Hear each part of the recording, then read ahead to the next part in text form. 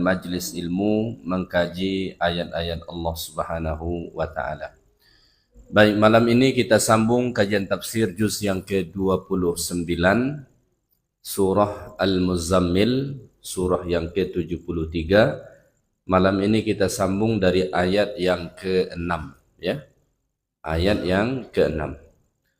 Allah taala berfirman, A'udzu billahi minasy syaithanir rajim. Bismillahirrahmanirrahim. Inna nashi'atal laili hiya ashaddu wata'an wa aqwamu qila. Sungguh bangun malam itu lebih kuat mengisi jiwa dan bacaan di waktu itu lebih berkesan. Ayat ini didatangkan Allah Ta'ala setelah pada ayat-ayat sebelum ini Allah memerintahkan untuk qiyamul lail. Ya ayyuhal muzammil, wahai orang yang berselimut, qumil lail, laksanakanlah salat malam. Berapa lama? Nisfahu, setengah malam. Awingkus minhu qalila, atau kurang sedikit dari setengah malam.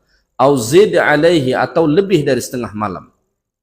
Ya, jadi salat itu, salat malam pada awalnya dulu diperintahkan Allah setengah malam, atau sepertiga malam, atau bahkan sampai 2/3 malam. Jadi lama betul salat malam. Setelah Allah Ta'ala perintahkan untuk melaksanakan salat malam, qiyamul lail, Allah Ta'ala perintahkan untuk membaca Quran, terutama dalam salat itu. Makanya salat malam Nabi SAW selalu Nabi baca Quran sangat lama. Maka Allah Ta'ala sebut pada ayat sebelum ini, kata Allah, warattilil Qur'ana tartila. Bacalah Al-Quran dengan tertil, dengan perlahan di dalam salatmu itu. Salat malam dibarengi dengan membaca Quran. Makanya saat kita salat malam itu, katakanlah kita salat tahajud, sangat dianjurkan membaca surah-surah yang panjang. Jangan qul huwallahu ahad terus. Ya. Boleh sih boleh. Tapi alangkah baiknya saat kita sholat malam itu baca surah yang panjang. Tapi apalah daya Ustaz, kami tak ada hafal yang panjang. Yang pendek pun kadang-kadang lupa. Ada ulama membolehkan membaca dari mushaf. Beli mushaf yang besar-besar. Wah, mungkin segini boleh. Atau ada yang lebih besar dari ini. Siapkan satu khusus untuk kita pakai sholat malam. Siapkan di rumah. Beli penyangga tiangnya yang bisa diletak itu. Ambil satu ruangan di rumah kita untuk kita melakukan ibadah-ibadah sunnah, terutama sholat malam di situ. Siapin lampunya, siapin Qur'annya, pakai tiangnya, ambil sejadah paling nyamannya, bila perlu buat pengharum ruangannya, lakukanlah sholat malam semaksimalnya di situ. Baca Quran sebanyak-banyaknya dalam sholat malam itu. Ya, nggak hafal nggak apa-apa, baca dari sini, boleh. Tapi kalau kita hafal tentu lebih baik. Kalau tak hafal nggak apa-apa, baca dari sini, letak di depan kita. Ya. Kenapa kita harus melakukan sholat malam kemudian dimaksimalkan membaca Quran di situ? Allah Ta'ala sebut hikmahnya pada ayat 6 ini. Inna nashi'atal laili hiya ashaddu wata'aw wa aqwamu qila. Kata Allah Ta'ala, sesungguhnya bangun malam itu, ya, bangun malam kemudian melaksanakan sholat malam, ya, kemudian dalam sholat malam itu kita membaca Quran, aqrabu ila tahsili maksudil Quran, itu lebih dekat kita bisa memahami maksud Quran. Makanya bacaan Quran di waktu malam itu lebih afdal ketimbang siang. Walaupun dua-duanya adalah baik. Kenapa? Malam itu kan suasananya hening, tenang. Penghayatan terhadap Quran itu pasti lebih maksimal ketimbang siang. Siang kita bisa baca Quran juga, tapi tiba-tiba tetangga mutar musik dangdut. Beralihlah fokus kita kan. Lagi asik-asiknya nih baca Quran nih, tiba-tiba terdengar suara. Tapi malam dia hening, tenang. Dulu ada kawan saya, dia biasa murajaah hafalan Quran dia di malam hari saat sholat tahajud. Bacaannya bagus sekali. Dia pemenang lomba tahfiz musabaqah tilawatil Quran. Bagus sekali. Dia bilang, Ustaz, kalau saya murajaah itu di malam hari, ibu saya selalu menangis terisak-isak mendengar bacaan saya. Kenapa? Sentuhan Quran di malam hari itu jauh lebih dalam ketimbang siang. Karena fokus kita lebih di waktu malam ketimbang siang. Suasananya lebih hening, lebih tenang di waktu malam ketimbang siang. Ya. Wa aqwa muqila, dan juga ia lebih memberi kesan yang lebih besar kepada hati kita. Ya, karena di malam hari itu insya Allah kita lebih merenungkan maknanya, lebih dekat kita kepada pemahaman maksud Quran, maka hati kita pun akan mendapat kesan, efek yang baik dari Quran tersebut. Ya, makanya Rasulullah terbiasa kalau sholat malam, Nabi benar-benar membaca surah-surah yang panjang di sholat malam Nabi. Ya, maka coba praktekkan, rasakan bagaimana sentuhan Quran terhadap kalbu kita yang kita baca di malam hari saat kita sholat malam. Bangun kita misalnya jam 3 atau setengah 4, ya, atau paling-paling lewatnya jam 4. Sekarang kan subuh hampir jam 5, ya kan? Rumah kita tak jauh misalnya dari masjid, itu kan masih hampir 1 jam bisa kita gunakan untuk sholat. Coba rasakan sholat malam, baca Quran di sholat kita itu dengan tenang, dengan perlahan, dengan penghayatan, itu sangat besar memberi kesan terhadap hati kita. Ya, Allah Ta'ala sebut di dalam Al-Quran, "Lau anzalna hadzal Qur'ana ala jabalin la ra'aitahu khashi'an mutasaddian min khasyatillah." Andai kata Quran ini diturunkan ke gunung yang besar, yang keras, pasti engkau melihatnya hancur lebur. Kenapa? Karena rasa takutnya kepada Allah. Maka kalau Quran ini betul-betul kita sentuhkan ke kalbu kita, maka kalbu yang keras insya Allah bakalan jadi lembut.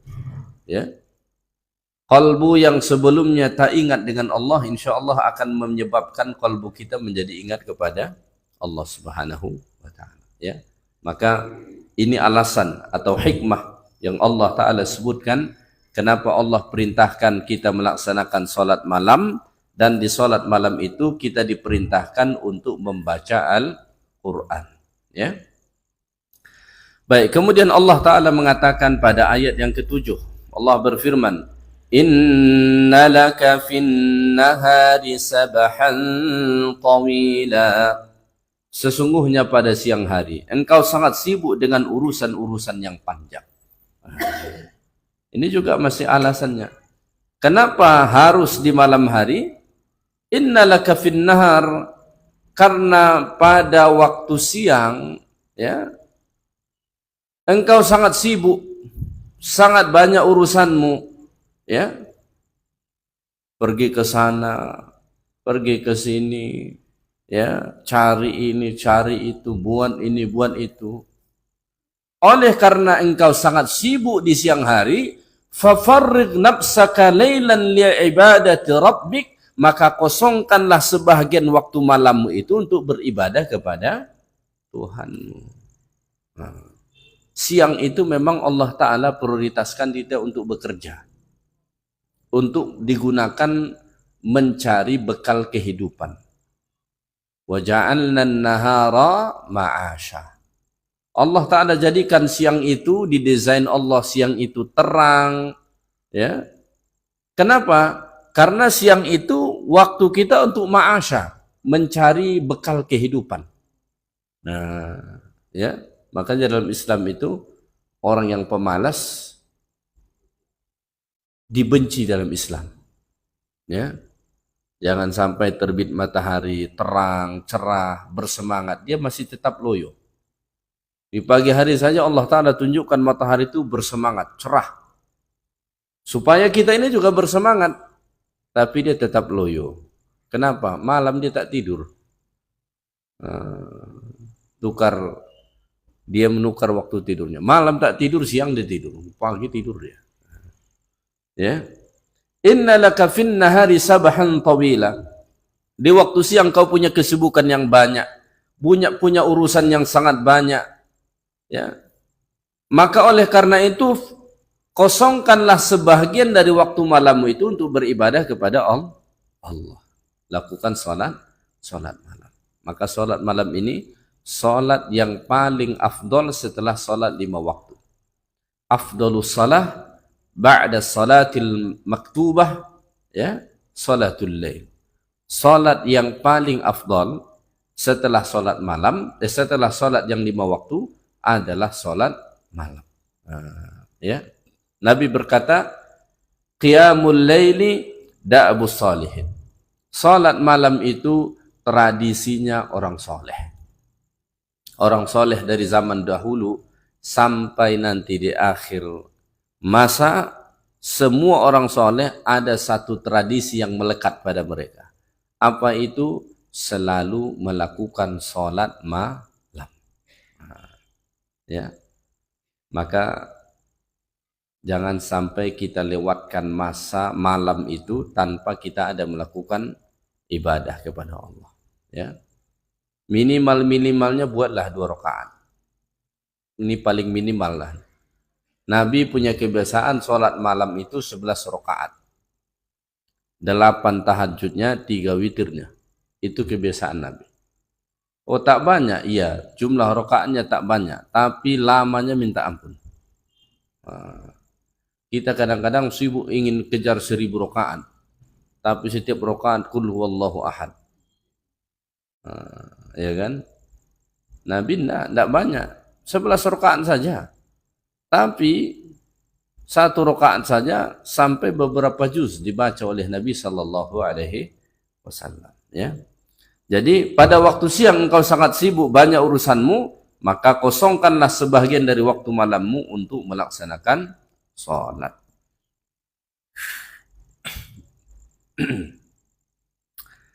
Baik. Kemudian Allah Ta'ala berfirman pada ayat yang berikutnya, وَاذْكُرِ اسْمَ رَبِّكَ وَتَبَتَّلْ إِلَيْهِ تَبْتِيلًا. Kata Allah, dan sebutlah nama Tuhanmu dan beribadahlah kepadanya dengan sepenuh hati.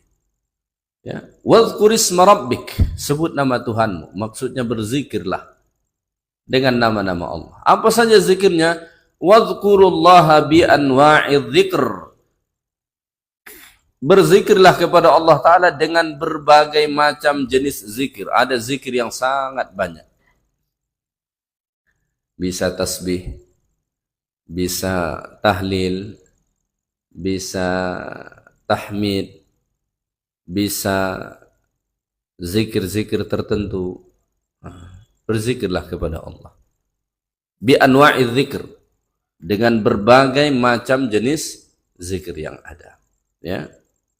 Wa tabattal ilaihi tabtila, ay wanqati' ilaihi subhanahu inqita'an bi ikhlasil ibadati lahu, dan beribadahlah kepada Allah Ta'ala dengan sepenuh hati. Artinya beribadahlah kepada Allah, ibadah itu ikhlas semata-mata karena Allah Subhanahu wa Ta'ala. Nah, ya, ini perintah dari Allah Subhanahu wa Ta'ala pada asalnya kepada Nabi kita sallallahu alaihi wasallam, secara umumnya juga termasuk kepada kita, ya. Jadi kalau kita lihat urutannya, salat malam, dalam salat malam itu baca Quran, kemudian setelah itu datang perintah berzikir. Maka seandainya Allah rezekikan kita salat malam, setelah kita salat malam ada waktu tersisa, gunakan zikrullah, zikir kepada Allah. Ya, di malam yang sunyi sepi itu berzikirlah kepada Allah. Ya. Beda nilainya berzikir kepada Allah saat kita berseorangan diri, saat sunyi sepi. Beda nilainya dengan zikir kita saat beramai-ramai. Ya. Makanya Nabi SAW sebut dalam hadis, ya, rajulun dzakarallaha khalian fafadat ainah. Salah satu golongan manusia yang akan mendapat naungan Allah nanti di padang mahsyar, yang mana hari itu tidak ada naungan selain dari naungan Allah, adalah seseorang yang berzikir kepada Allah di tempat yang sunyi sepi, gak ada orang melihat dia, dan dia juga mungkin tak melihat orang. Fafadat ainah, tapi menetes air matanya. Karena ada orang kalau berzikir beramai-ramai mudah betul menangisnya. Baru 3 kali subhanallah dah nangisnya. Kalau ramai orang. Tapi kalau dia sendiri berzikir sambil buka handphone dia begini. Subhanallah, subhanallah, subhanallah. Sambil balas WhatsApp lagi dia. Tak ada pula nangisnya. Tapi kalau dibuat majelis zikir, jamaahnya datang 1000 orang, baru 3 menit dah nangis dia. Maka tangisan dalam berzikir yang paling tulus itu kalau kita sanggup berzikir di tempat yang sunyi sepi berseorangan diri kita, tapi bisa menetes air mata kita. Itu air mata yang lebih ikhlas, keluar dari kalbu yang berzikir kepada Allah. Tapi kalau beramai-ramai, memimpin zikir jamaahnya banyak, itu kadang-kadang acting itu. Ya jujur aja, hanya ingin mempengaruhi jamaahnya biar nangis, subhanallah. Biar jamaahnya pada nangis, ratingnya naik. Ya, orang yang suka ibadahnya formalitas, senang dia dengan itu tuh. Ya semua formalitas, tipu-tipu semua. Ya kan? Kita kalau benar-benar mau berzikir kepada Allah, ambil tempat yang sunyi sepi. Coba, bisa nggak menangis saat itu? Kalau kita menangis, itu tangisan yang tulus. Tapi kalau karena banyak jamaahnya beramai-ramai, itu belum tentu. Bisa jadi karena kawan sebelah menangis, ketularan ke kita. Ya kan? Baik. Kemudian Allah Ta'ala berfirman, setelah Allah Ta'ala memerintahkan tadi berzikir kepada Allah Subhanahu wa Ta'ala dan mengikhlaskan ibadah hanya kepada Allah, kemudian Allah mengatakan, Rabbul masyriqi wal maghribi la ilaha illa huwa fattakhidhu wakila. Dialah Tuhan timur dan barat. Tidak ada Tuhan selain dia, maka jadikanlah dia sebagai pelindung. Setelah Allah Ta'ala tadi memerintahkan untuk berzikir kepada Allah, maka kemudian Allah Ta'ala memperkenalkan diri Allah Ta'ala. Kenapa kita harus berzikir kepada Allah? Kenapa kita harus menyebut nama Allah dengan lisan dan hati kita? Karena Allah itu Tuhan kita. Maka Allah mengatakan Rabbul Masyriq. Allah Ta'ala lah Rabb Al-Masyriq. Al-Masyriq artinya tempat terbit matahari. Timur. Ya, walaupun sebetulnya matahari itu terbitnya tidak menetap di satu tempat.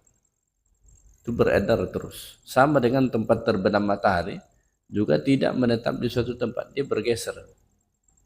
Ya. Makanya jumlah jam dalam satu hari itu bisa beda, ya minimal beda menitnya lah. Makanya waktu maghrib itu ada perubahan, ya kan? Syuruknya jam berapa, nanti maghribnya jam berapa begitu. Bulan ini dengan bulan depan itu bisa berbeda, walaupun di kita ini tidak signifikan perbedaannya begitu. Tapi itu ada perbedaannya. Kenapa? Karena berpindah. Ya. Fahuwa ta'ala Rabbul Masyariqi wal Magharib.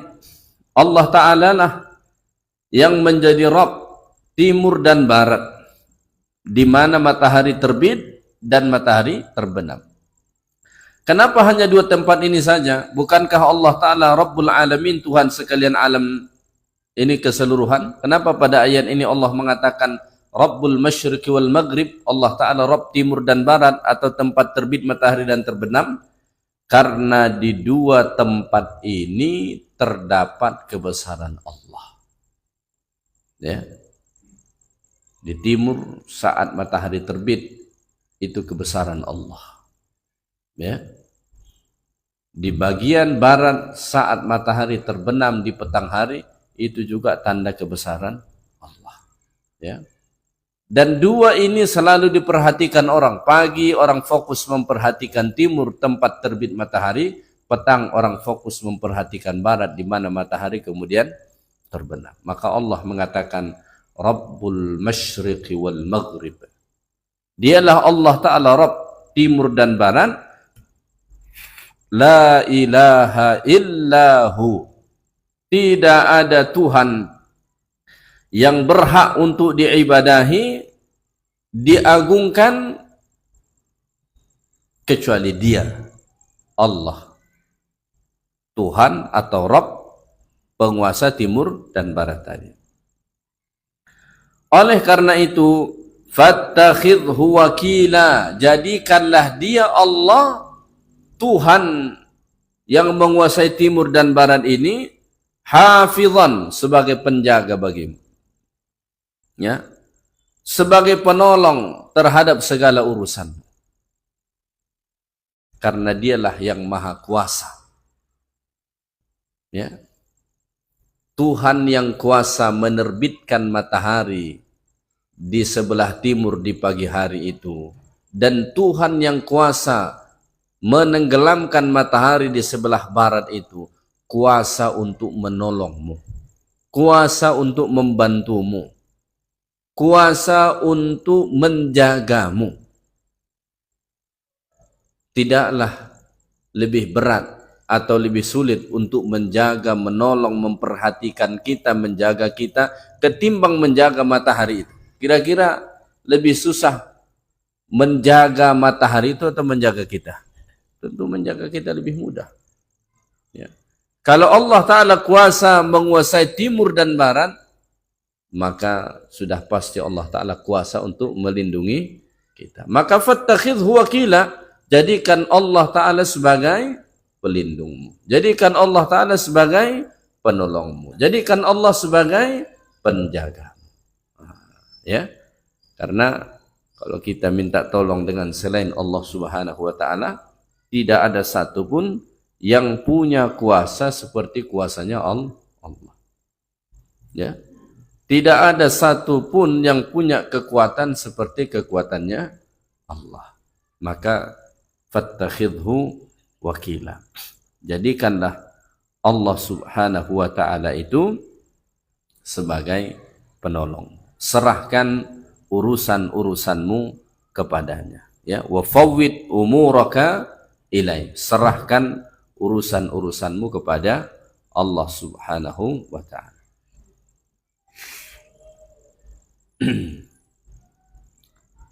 Baik, kita lanjutkan ayat yang ke-10.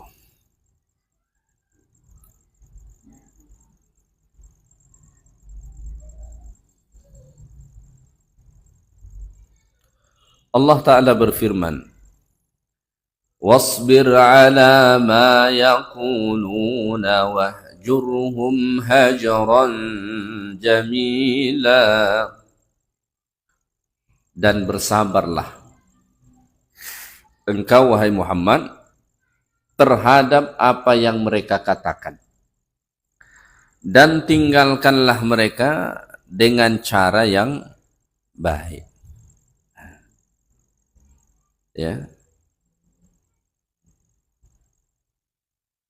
Falamma amarahu ta'ala bis salati khususan, tatkala Allah memerintahkan Nabi sebelum ini untuk salat, kemudian Allah Ta'ala perintahkan Nabi sallallahu alaihi wasallam untuk berzikir, ya, wadhkur isma rabbik wa tabattal ilaihi tabtila, ya. Kenapa Allah Ta'ala perintahkan itu ke Nabi? Salah satunya, supaya Nabi mempunyai kekuatan untuk menghadapi hal-hal yang berat. Ya. Kalau kita ingin jiwa kita ini kuat, menghadapi cobaan, ujian, rintangan, apa amalan untuk menguatkan hati ini? Salat malam dan perbanyak zikir. Salat malam yang disertai bacaan Quran dan zikir yang banyak kepada Allah. Insya Allah kalau kita selalu melakukan itu, hati kita ini akan kuat. Rasulullah itu kan akan menghadapi ujian-ujian berat, ditentang, dihina, dicemooh, disakiti. Maka Allah Ta'ala membekali hati Nabi supaya kuat, itu dengan cara Allah perintahkan salat malam, disertai bacaan Quran dalam salat malam itu, kemudian banyak berzikir kepada Allah. Kalau hati kita ini nggak kuat, bisa gila loh kita kalau dicaci maki orang. Bener. Sekarang ini kan zamannya zaman medsos, media sosial. Salah satu ruang yang ada di sosial media itu ada ruang komen. Ya. Orang bisa komentari kita. Misalnya nih kita punya akun sosial media. Kemudian ada 10 orang aja deh memaki-maki kita. 10 orang memaki-maki kita. Merendahkan kita. Menjelekkan kita. Itu bisa-bisa 3 hari 3 malam tidak bisa tidur kita. Ya. Kenapa? Ya nggak sanggup kita. Makanya banyak orang kemudian stres hampir gila gara-gara menghadapi komen-komen orang yang begitu. Kenapa? Karena jiwa kita tuh nggak kuat. Kita kalau misalnya lewat dicemooh orang satu gang, gimana tuh kira-kira? Sanggup nggak lewat melalui gang itu? Pokoknya setiap kita lewat di gang itu, orang satu gang itu menghina, mencemooh kita, meludahlah, apalah begitu. Sanggup nggak kira-kira lewat dari situ? Sanggup. Kenapa? Hati kita nggak kuat. Hati kita nggak akan kuat. Rasulullah di Mekah itu menghadapi itu semua. Nabi dicaci, Nabi dimaki, Nabi dihina. Macam-macam. Semua kejahatan dilakukan terhadap Nabi. Maka Allah itu perintahkan Nabi untuk sholat malam, kemudian disertai bacaan Quran dalam sholat malam itu, kemudian memperbanyak zikir kepada Allah Ta'ala, tujuannya supaya terbentuk hati yang kuat. Ketika hati sudah dikuatkan oleh sholat dan zikir tadi, maka Allah Ta'ala kemudian perintahkan Nabi dengan satu amalan yang berat. Apa amalan yang berat itu? Sabar. Makanya pada ayat 10 ini kata Allah, wasbir, sabarlah wahai Muhammad. Sabar itu amalan orang yang berat. Lebih berat sabar loh ketimbang berzikir. Percayalah. Lebih berat sabar ketimbang berzikir. Berzikir itu mudah, subhanallah, subhanallah. Tapi sabar, wah itu berat. Kenapa? Karena sabar itu kita harus menahan. Ya. Kalau berzikir itu cuma melakukan. Begitu kan? Sabar itu menahan. Nggak mudah, berat sekali. Sabar terhadap apa? Wasbir ala ma yaqulun. Sabarlah engkau wahai Muhammad terhadap apa yang mereka katakan tentangmu. Dan apa yang mereka katakan terhadap agamamu. Sabarlah. Allah Ta'ala tahu bahwa mereka menghina Nabi Muhammad. Allah Ta'ala tahu bahwa mereka mengejek Nabi. Allah Ta'ala tahu bahwa mereka merendahkan Nabi. Allah Ta'ala tahu semua itu. Maka ini menjadi pengajaran bagi kita. Saat ada orang berkata yang tidak elok terhadap kita, gak usah terlalu sedih. Ketahuilah, sadarilah bahwa Allah mendengar ucapan orang itu terhadap kita. Dan Allah Ta'ala pasti akan beri balasan untuknya. Gak usah terlalu diambil pusing. Ya. Walaupun memang itu tidak mudah, tapi itulah yang mestinya kita lakukan. Kita harus tahu bahwasanya apapun yang orang katakan terhadap kita, sama ada dia ucapkan di depan kita, kita dengar langsung, atau mungkin dia ucapkan di belakang, itu Allah Ta'ala mendengarnya semua. Maka nggak usah terlalu diambil pusing. Dan Allah Ta'ala pasti akan memberi balasan. Ya. Makanya salah satu hal yang nggak perlu kita cari tahu itu, apa kata orang denganku ya. Nggak usah dicari-cari itu. Terserah dia mau ngapain aja, mau ngomong apa tentang kita, nggak penting kita tahu. Nggak usah dipikirin. Dan seandainya sampai kita dengar, sikap terbaik apa? Wasbir. Wasbir ala ma yaqulun. Sabarlah engkau wahai Muhammad atas apa yang mereka ucapkan itu. Nah, ini surah Makkiyah. Ya, ini surah Makkiyah. Artinya surah ini diturunkan Allah ke Nabi tatkala Nabi sallallahu alaihi wasallam itu masih berada di Mekah, belum hijrah ke Madinah. Maka bismillah. Maka saat Nabi di Mekah, perintah Allah Ta'ala ke Nabi itu sabar. Kenapa? Belum ada kekuatan. Mau ngelawan nggak ada kekuatan. Komunitas kaum muslimin masih kecil. Ya. Ekonominya belum ada terkoordinir. Maka perintah Allah Ta'ala di Mekah itu sabar. Nanti setelah hijrah ke Madinah, baru ada yang namanya perang. Kenapa? Kekuatan sudah terbentuk. Nah, makanya jihad itu semua ada setelah hijrah ke Madinah. Di Mekah nggak ada perang. Kenapa? Nggak ada kekuatan. Makanya kita kalau mau perang itu nggak cuma pakai selera, harus ada kekuatan. Ini ada orang katanya kayaknya mau perang, kemampuannya cuma teriak-teriak di jalan. Nah, disapu habis sama musuh, selesai itu 5 menit. Ya kan? Mau teriak-teriak ke jalan, Allahu Akbar, Allah, itu mah ganggu orang di jalan aja. Perasaannya udah kayak perang aja itu. Jihad ini. Nggak mempan itu. Makanya kata Allah dalam Quran, wa'iddu lahum mastata'tum min quwwah. Persiapkan kekuatan. Ya, persiapkan kekuatan. Semua bentuk-bentuk kekuatan harus dipersiapkan. Baru setelah itu bicara perang. Ya. Nah, kalau di zaman modern sekarang harus ada persiapan persenjataan, teknologinya, ya kan, energinya, kan begitu. Baru cerita perang. Ini nggak ada apa-apa mau perang, itu namanya perang-perangan. Itu perang-perangan namanya, perang-perangan kampungan namanya. Ada orang tuh suka turun ke jalan begitu, gayanya kayak udah kayak mau perang. Padahal kalau datang musuh benaran tuh 5 menit disapu habis semua. Ya kan? Maka Nabi saat di Mekah itu diperintahkan Allah sabar. Gimana pun sabar. Kenapa? Ya belum ada kekuatan. Kita kalau nggak ada kekuatannya pilihannya sabar aja lah. Mau ngapain? Ngelawan jadi abu kita. Ya kan?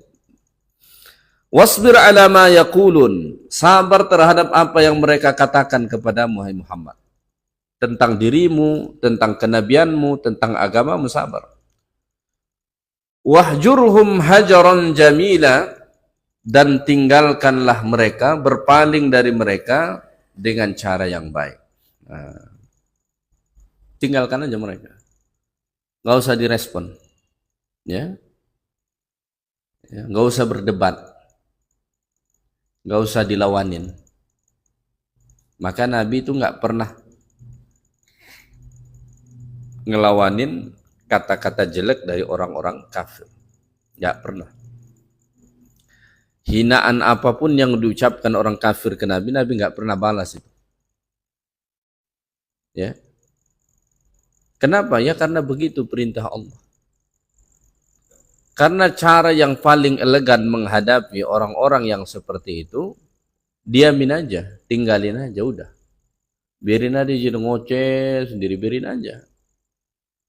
Karena kalau kita lawanin pun nggak akan selesai. Karena memang tabiatnya begitu. Ya. Bahkan dia senang kalau dilawanin. Kalau kita jawab, sebulan ini pun nggak akan habis. Makanya ada kalanya kita lebih baik diamkan saja, tinggalkan saja, nggak usah direspon. Ya, ada ungkapan mengatakan tarkul jawabi alal jahili jawabun. Tidak menjawab orang bodoh itulah jawaban untuk dia. Karena Quran mengatakan orang yang suka mengatakan kata-kata yang jelek, kata-kata yang buruk itu orang bodoh. Makanya kata Allah, wa idza khatabahumul jahiluna qalu salama. Kalau ada orang-orang bodoh mengucapkan kata-kata yang jelek kepada mereka, mereka tetap mengucapkan kata-kata yang selamat, kata-kata yang baik. Tidak perlu direspon, tidak perlu dijawab. Maka kata Allah, wahjurhum hajaran jamila. Kamu cukup sabar wahai Muhammad dan tinggalkan. Selesai. Lalu bagaimana dengan mereka? Enak betul mereka. Ngolok-ngolok, ngejek-ngejek, merendahkan, menghina. Enak betul mereka. Enggak. Makanya kata Allah kemudian pada ayat 11. وَذَرْنِي وَالْمُكَذِّبِينَ أُولِي النَّعْمَةِ وَمَهِّلْهُمْ قَلِيلًا وَذَرْنِي وَالْمُكَذِّبِينَ. Biarkan aku yang akan menghadapi orang-orang yang mendustakan itu. Nah, inilah sayang Allah dengan Nabi. Kamu wahai Muhammad cukup sabar, tinggalkan mereka. Adapun urusan mereka terhadap apa yang mereka perbuat terhadapmu, biar aku yang berhadapan dengan mereka, kata Allah. Ya. Biarkan aku yang berhadapan dengan orang-orang yang mendustakanmu,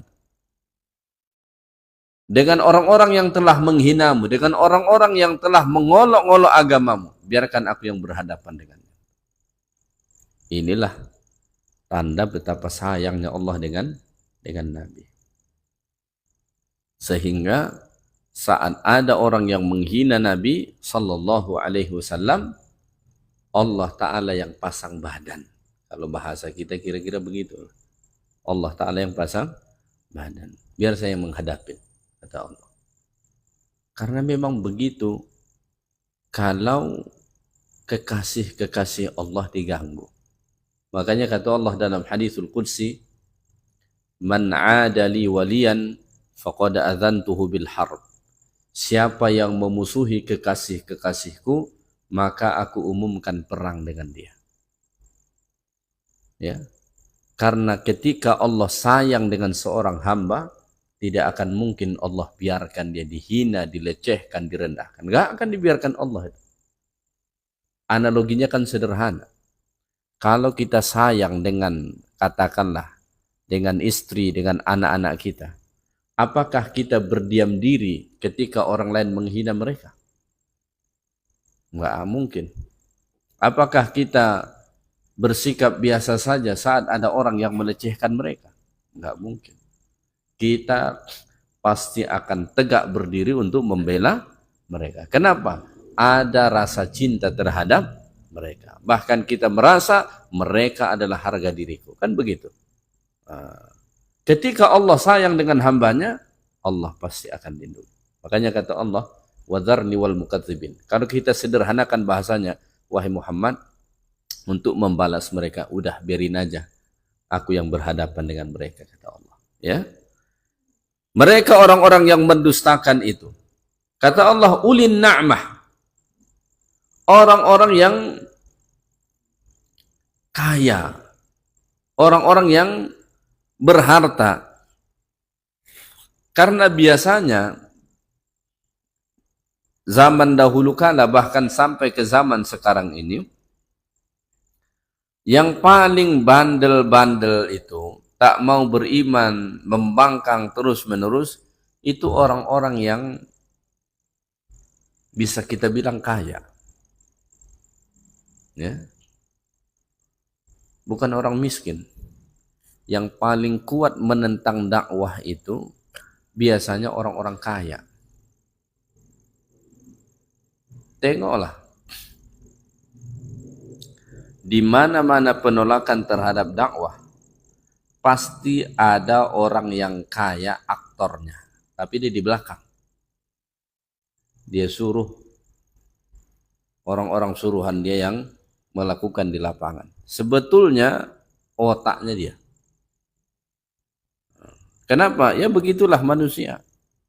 Kata Allah Ta'ala dalam Al-Quran, Kalla innal insana layatgha ar-ra'ahu istaghna. Manusia itu suka melampaui batas. Kapan? Ar-ra'ahu istaghna, tatkala dia memandang diri dia sudah kaya, sudah hebat, sudah kuat, karena banyak hartanya, akhirnya dia melampaui batas. Nah, makanya orang-orang yang paling banyak mendustakan Nabi SAW itu dahulu, menentang Nabi, itu orang-orang yang berharta.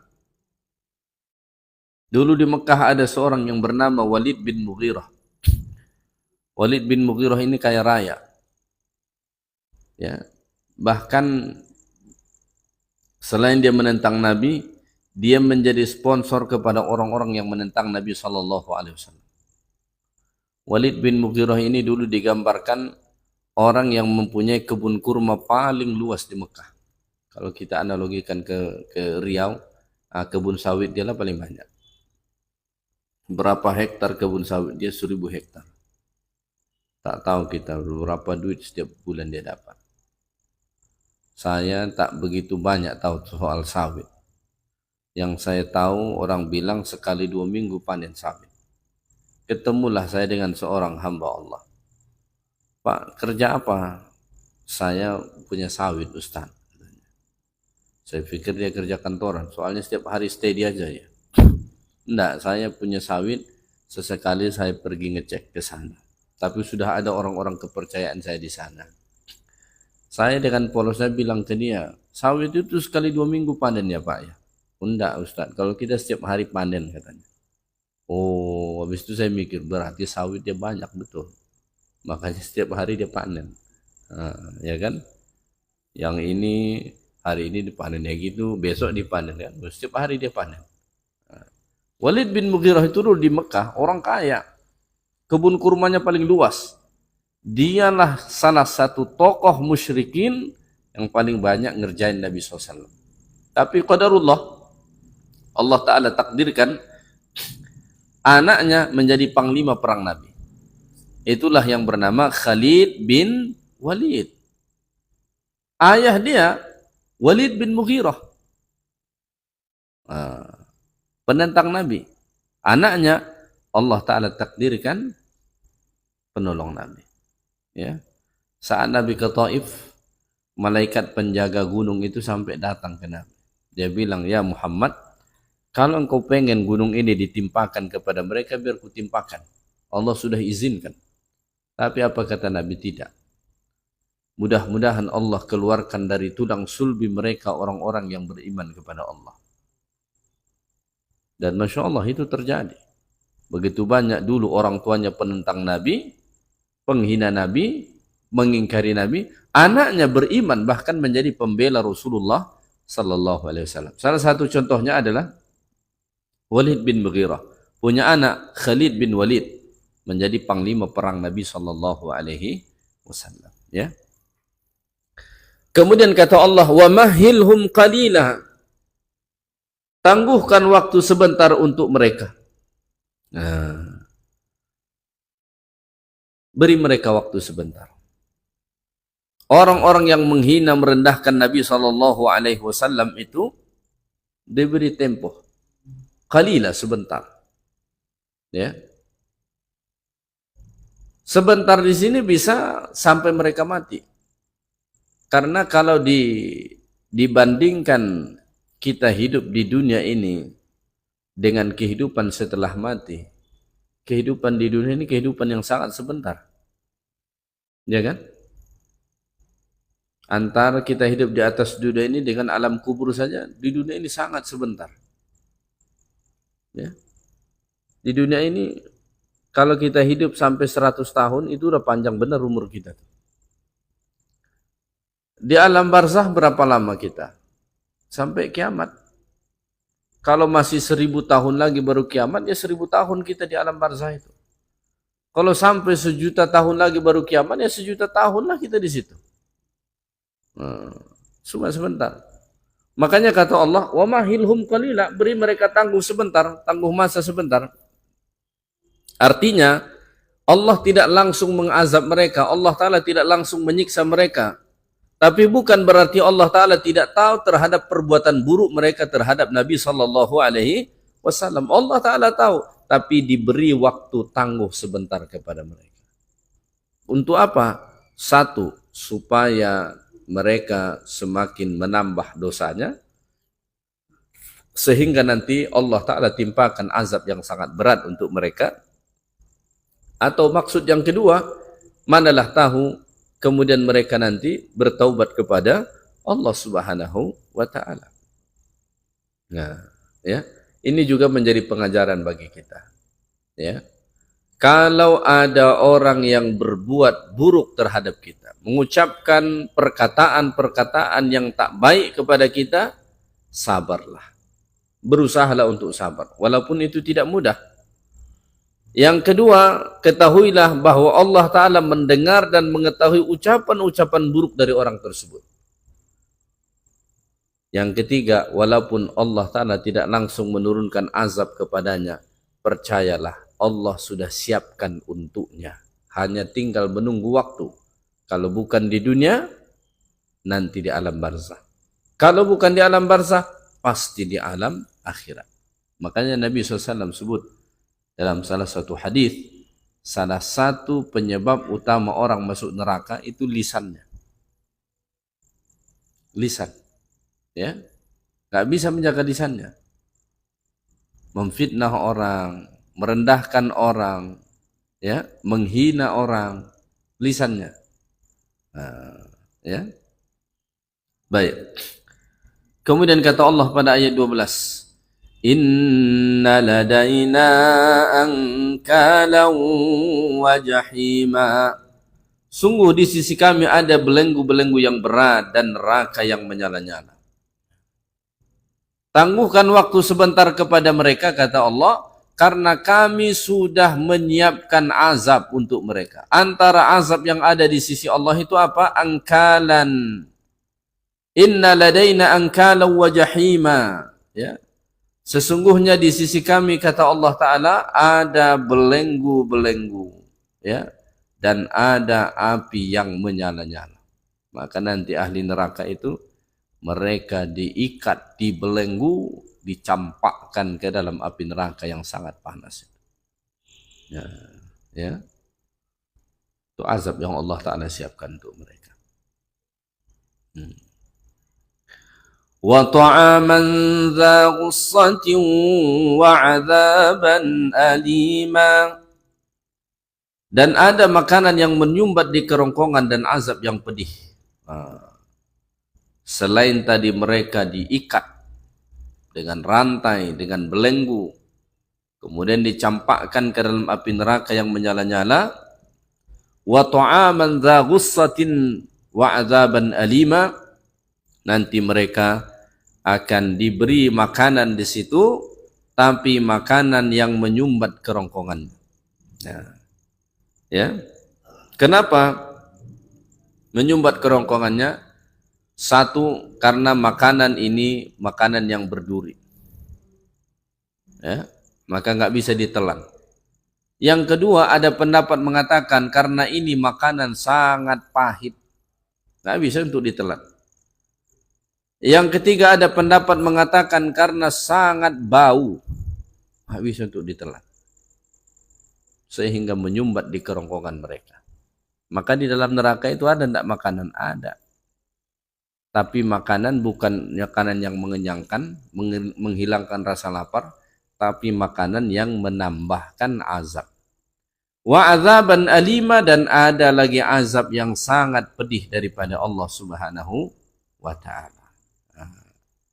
Kapan itu akan ditimpakan kepada mereka?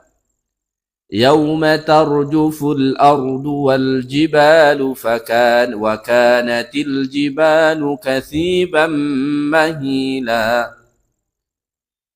Yaitu pada hari ketika bumi dan gunung-gunung berguncang dengan keras dan menjadikan gunung-gunung itu seperti onggokan pasir yang dicurahkan.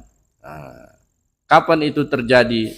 Azab itu ditimpakan kepada mereka pada hari kiamat. Salah satu tanda hari kiamat itu datang goncangan yang sangat keras gempa bumi sehingga gunung-gunung itu seperti onggokan pasir. Habis itu hancur. Karena gunung-gunung itu pun hancur nanti dibuat Allah Subhanahu wa taala. Yauma nusayyirul jibal, kami terbangkan gunung-gunung itu, kata Allah. Hancur jadi debu, diterbangkan habis semua. Ya, maka orang-orang yang menghina, merendahkan, menyakiti Nabi SAW itu diketahui Allah cuma ditangguhkan waktu sebentar azab untuk mereka, nanti pasti akan diazab oleh Allah Subhanahu wa taala. Mudah-mudahan kita bisa mengambil pengajaran darinya. Ya, silakan.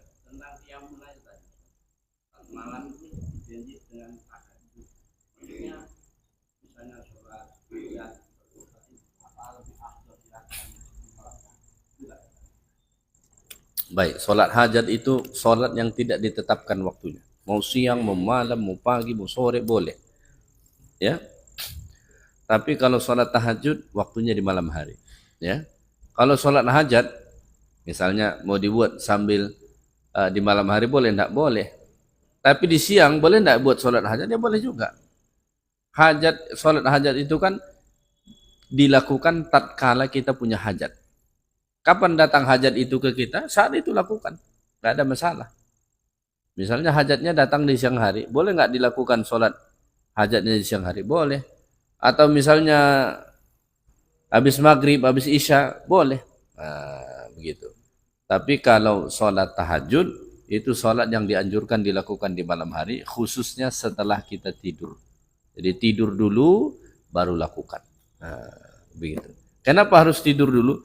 Supaya kita sudah beristirahat, fisik kita sudah segar, sudah istirahat, ya kan? Mata kita sudah nggak ngantuk karena udah tidur, maka enak sholat itu. Makanya kalau mau tahajud benar-benar itu tidur cepat. Ini mau tahajud jam 3, tidurnya jam berapa? Jam 1. Ya tahajudnya nggak maksimal juga. Kenapa? Belum cukup tidurnya. Tapi kalau kita mau pengen tahajud nanti enak 3:30 misalnya, tidurlah jam 9 malam, insya Allah itu udah cukup.